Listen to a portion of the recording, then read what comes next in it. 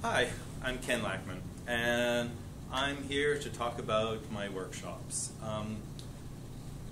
My workshops, from what participants tell me, they have a lot of fun because what I do is when I have an idea for an activity, I think the best way to talk about that activity is not to talk about it, is to show teachers how it's done. And that way they can get a sense of how to set up the activity and how useful it is to get their students to do it.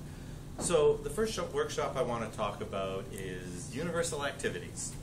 That's probably my most popular workshop, and I think the reason is because teachers really appreciate the fact that they're getting a collection of activities that they can use virtually any time they're teaching grammar or vocabulary.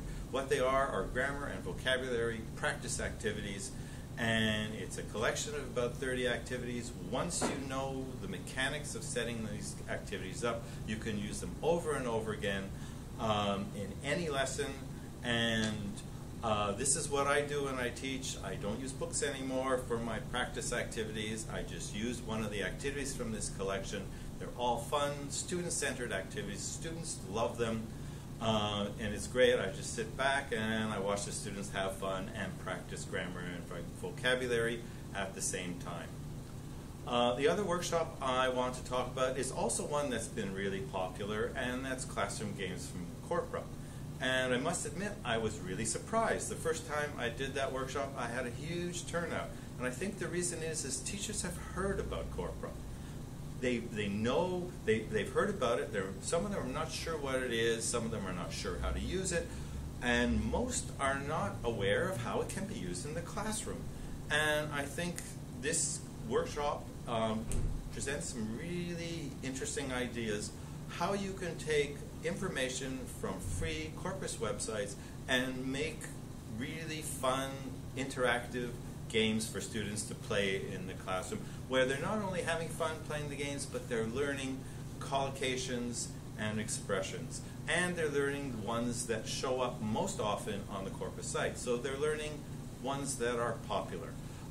So it's a great way to introduce students to collocations and to introduce them to this whole idea of lexical chunks based on authentic material. But you can also use these activities at lower levels, and if you want to know more about that, you have to come to the workshop. And the last thing I want to talk about, speaking of collocations, is teaching collocations. This is also another popular workshop, and one of the reasons is because, of course, there's so much talk about collocations these days.